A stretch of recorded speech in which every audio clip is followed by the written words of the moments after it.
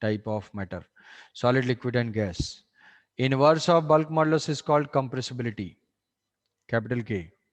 Inverse of bulk modulus is called compressibility, capital K. Compress होने की ability. तो जिसका बल्क मॉडुलस स्मॉल है उसका जो है कंप्रेसिबिलिटी लार्ज होगा. मतलब गैस को कंप्रेस करना इजी है. कंप्रेसिबिलिटी मतलब किसको कंप्रेस करना इजी है. तो compressibility of gas is more than compressibility of liquid is more than compressibility of solid. ऐसा है. Just reverse. जस्ट रिवर्स हो जाएगा ये.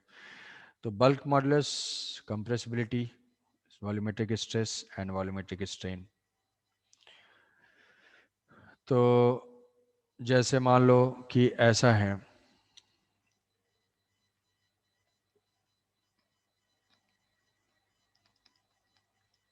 कि एक छोटा सा एक स्फीयर है, एक सिलेंडर में वो प्लेस्ड है.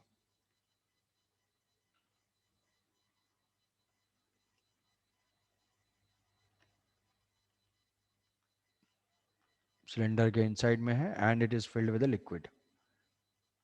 Filled with liquid. Small sphere है ना. स्मॉल स्फीयर है. इसके कंपैरिजन में देखने में स्मॉल नहीं लग रहा है बट है ये. लिक्विड से फिल्ड है. लिक्विड से फिल्ड है यहाँ पे. इसकी रेडियस कुछ है, आर रेडियस मान लेते हैं. रेडियस अभी जो है वो कैपिटल आर है. अब अगर इस piston, it is a piston. Piston है, पिस्टन से सिलेंडर के अंदर ये इंक्लोज्ड है. इस पिस्टन के ऊपर हम क्या कर देते हैं, एक ब्लॉक अगर रख देते हैं ऑफ मास एम. एक वेट हमने पिस्टन के ऊपर रख दिया. तो find the change in radius of the sphere after placing the block. तो मिलेगा अरे ये क्या, ऐसा थोड़ी होता है. जो भी चेंज होगा बहुत कम होगा बट हम कैलकुलेट तो करेंगे ही उसको. Find change in radius. तो किसी के दिमाग में आ रहा होगा ऐसा थोड़ी होता है. किसी कोई स्फीयर रखा हुआ है वो रख देंगे तो वो थोड़ी कुछ चेंज होता है. हम कैलकुलेट करेंगे वैल्यूज पुट करके तो वो बहुत ही कम आएगा बट कैलकुलेशन के लिए कुछ तो होगा. Find the change in radius of sphere after placing the block. Block place करने के बाद, तो ब्लॉक प्लेस किया तो इस पॉइंट का प्रेशर. अच्छा, पिस्टन का एरिया जो है, पिस्टन मासलेस है और इसका एरिया जो है वो हम ले लेते हैं कि ये है ए. तो प्लेस करने की वजह से क्या होगा, प्रेशर चेंज कर दिया मैंने लिक्विड के इस पॉइंट पे. कितना चेंज किया, डेल्टा पी. वो डेल्टा पी कितना हो गया, एम जी बाई ए हो जाएगा. M G by A, M G by A. Pressure change हुआ, प्रेशर बढ़ाया तो ऐसा हो गया. अब पास्कल्स लॉ से बोला था कि if pressure at any point is changed then it equally transmitted to all the points. मतलब क्या होगा कि सरफेस के हर पॉइंट पे सेम प्रेशर से डेल्टा पी हो जाएगा. वॉल्यूमेट्रिक स्ट्रेस जनरेट हो गया इस पे. अब इसके वजह से इसका हम मान लेते हैं कि जो स्फीयर है, स्फीयर का बल्क मॉडुलस बीटा है. तो जो बीटा है, beta is equal to delta V, beta is equal to stress by strain. तो ये हो जाएगा delta P divided by delta V by V. तो what is delta P by delta V by V, delta V by V is equal to delta P divided by beta.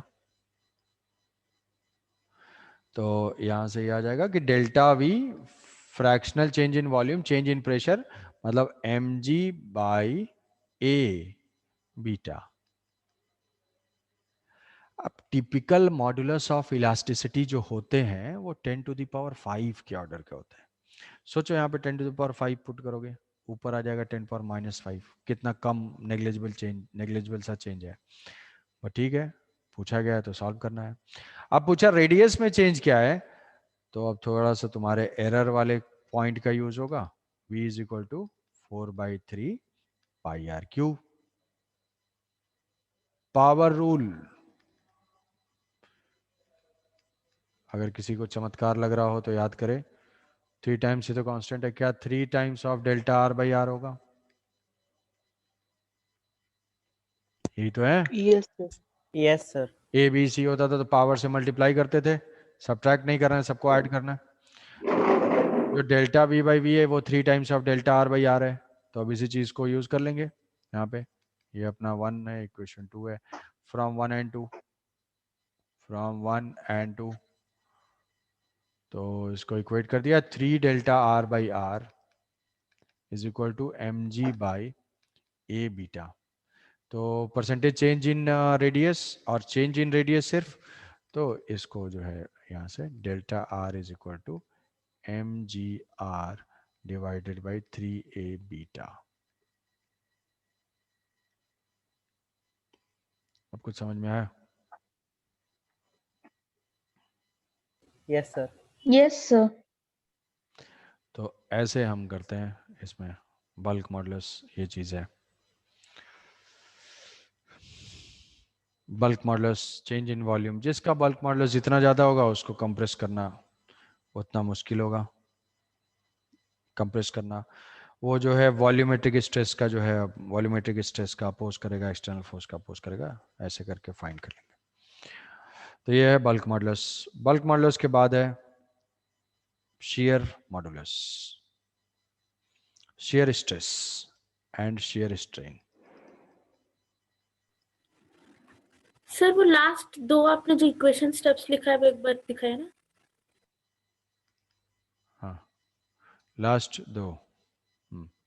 Volumetric strain is equal to M G by A beta, and volumetric strain को relate किया किससे? Radius से, वो error वाले फॉर्मूले से। हाँ sir ठीक है।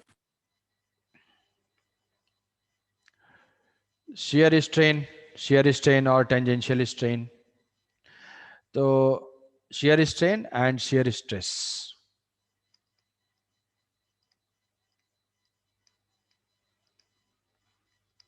एप्सिलॉन टी, shear और टेंजेंशियल, इसका थोड़ा सा डिस्कशन हमने किया हुआ है फ्लूइड में।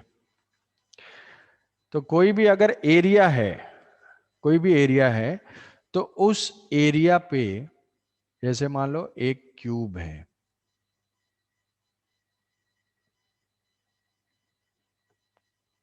ऐसे, और ये क्यूब जो है किसी सरफेस पे, एक सरफेस पे ऐसे प्लेस्ड है, और ये फिक्स्ड है। बॉटम का जो सरफेस है, बॉटम का जो फेस है, दैट फेस इज फिक्स्ड। ये बॉटम फेस इज फिक्स्ड, ये फिक्स्ड है, उसको फिक्स कर दिया।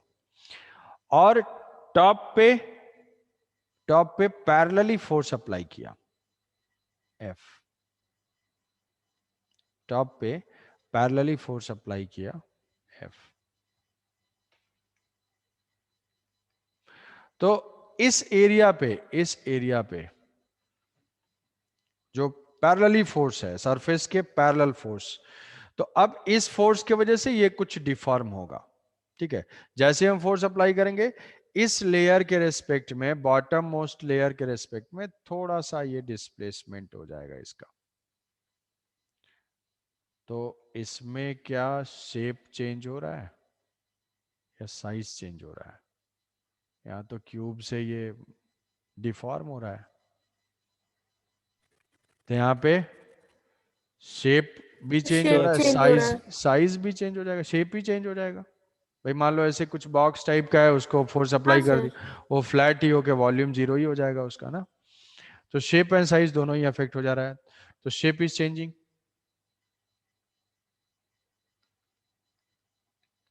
वॉल्यूमेट्रिक स्ट्रेस की खास बात है कि वहां पे शेप सेम है, स्फीयर है तो रहेगा स्फीयर ही, बस छोटा बड़ा होता रहेगा। शेप इज चेंजिंग,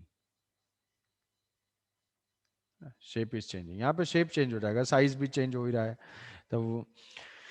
तो टॉप सरफेस के रेस्पेक्ट में, बॉटम सरफेस के रेस्पेक्ट में टॉप थोड़ा सा डिस्प्लेस हो गया, ये जो है ये डिस्प्लेसमेंट x हो गया। अब ये डिस्प्लेस होने के बाद इसके इंटरनल में फोर्स आ गया, इंटरनल फोर्स इसने अप्लाई कर दिया F रिस्टोरिंग, और यहाँ से ये था हमारा एक्सटर्नल फोर्स, और ये एंगल जो है, ये जो सेपरेशन है दोनों लेयर के बीच की सेपरेशन है वो है L, और ये एंगल है फाई, ये angle five phi. What is shear Yes, sir. stress? Shear stress or tangential stress is equal to tangential force per unit area. Stress की डेफिनेशन हमारी फोर्स पर यूनिट एरिया है। अब अलग अलग डायरेक्शन में हम फोर्स देख रहे हैं तो अलग अलग टाइप के स्ट्रेस मिल रहे हैं, तो ये हो जाएगा टेंजेंशियल फोर्स, सरफेस के पैरेलल जो फोर्स होगा divided by area is called tangential stress, is called tangential stress. Ft is called tangential stress, यहाँ पे F बाई, वैसे तो रिस्टोरिंग ही ले रहे हैं बट ये इक्विलिब्रियम केस में क्या हो जाएगा, ये हो जाएगा F by A in equilibrium case में, ये दोनों इक्वल हो जाएंगे। shear strain, shear strain और tangential strain is tan phi,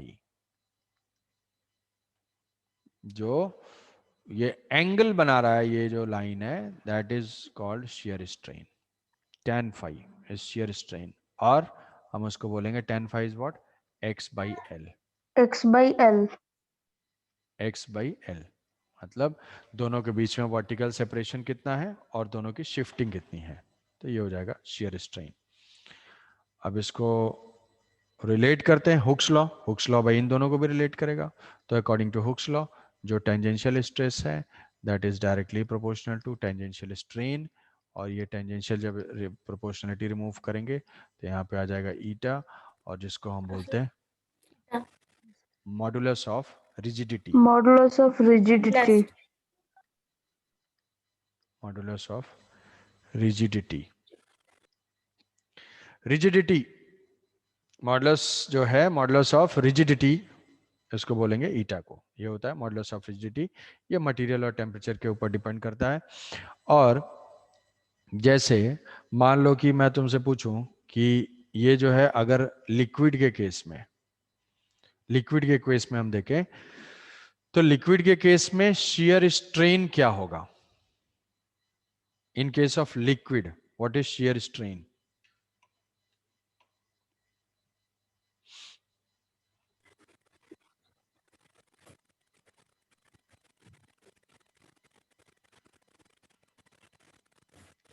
liquid liquid के Sir, लेयर one- सर जिस मूव करते ही जाएंगे ना, फोर्स अप्लाई करेंगे, ये एक्स डिस्टेंस हाँ कौन सी है? सर, जब वो इक्विलिब्रियम, जब रिस्टोरिंग फोर्स आ गई तो ये तो मूव करता ही जाएगा, मतलब कहां तक, जब तक टेंजेंशियल फोर्स रहेगा वो रजिस्ट नहीं कर पाता है, मूव करता ही जाता है, मतलब x is equal to infinity for liquid, tangential strain is equal to infinity, x infinity infinity sir चलता ही जाएगा। What is modulus of rigidity, stress by strain, force तो अप्लाई किया है, सर जीरो, नेग्लिजिबल, नेग्लिजिबल क्या, zero sir ना, zero हाँ sir, zero, zero sir मतलब बिल्कुल रिजिड ही नहीं है वो। 0. तो अगर कोई पूछता है, वैसे तो modulus of rigidity it is only for solid, it is only for solid, ये जो है सॉलिड के लिए, यंग्स भी सॉलिड के लिए है और मॉडुलस ऑफ रिजिडिटी भी सॉलिड के लिए है, सिर्फ सॉलिड के लिए है। लिक्विड का ना तो यंग्स मॉडुलस होता है ना मॉडुलस ऑफ रिजिडिटी होती है, ना गैस वैस का कुछ नहीं होता है। बल्क मॉडुलस तीनों के लिए है, सॉलिड लिक्विड गैस तीनों के लिए होता है बल्क मॉडुलस, क्योंकि वॉल्यूमेट्रिक स्ट्रेस का अपोज सभी करते हैं बट शियर स्ट्रेस का कोई भी अपोज नहीं करता है एक्सेप्ट सॉलिड, तो इसीलिए उसकी कुछ मॉडुलस ऑफ रिजिडिटी होती है और अदरवाइज नहीं होता है। समझे, याद रहेंगे ये चीजें। सर विस्कस फोर्स जो होता है, विस्कस, विस्कस फोर्स तो अपोज करता होगा ना। हाँ पुश करता है, अपोज, अपोज करता है बट वो तो मूव करता ही जाएगा ना, रुक थोड़ी जाएगा वो। हाँ अब ऐसा कुछ है कि फ्लूइड मतलब ये है जो क्या बोलते हैं कोल तार टाइप का है ना, थिक टाइप का है, ठीक जो है सर। पेस्ट, जो पेस्ट जैसा है, तो वो तो ये हमारा क्या है, वो विस्कस वाले को तो आइडियल लिक्विड वैसे भी नहीं लेते हैं, थिक पेस्ट टाइप का होगा तो ऑब्वियसली वो तो जो भाई फ्रीज हो रहा होगा कोई लिक्विड, मतलब सेमी लिक्विड टाइप का। Semi liquid. हाँ ये मतलब एक है कि जो है दिमाग में आएगा ही वही विवादास्पद चीजें तुम्हारे। सेमी लिक्विड, हाँ। सॉलिड में तो समझ में आ गया ना, है? हाँ सर। चल ठीक है। हाँ वैसा कुछ होगा जो कि आइडियल लिक्विड्स अपने नहीं है, विस्कस है, बहुत ही थिक है, तो ऑब्वियसली उसका भी कुछ ना कुछ रिजिडिटी होगी। बट अगर वो लिक्विड स्टेट में रहेगा फिर तो वो सॉलिड ही हो जाएगा ना, फिर तो वो सॉलिड ही है। ऐसे तो सॉलिड को हाँ हीट सर। हीट कर दोगे तो वो भी जाने लगेगा। तो वह सब जो है इलॉजिकल चीजें नहीं, सॉलिड्स की प्रॉपर्टी है। अब ये कि सर ये ये रिजिडिटी जो है उसके बाकी सब केसेस में ठीक है, कोई स्पेसिफिक पूछता है तो बता सकते हो।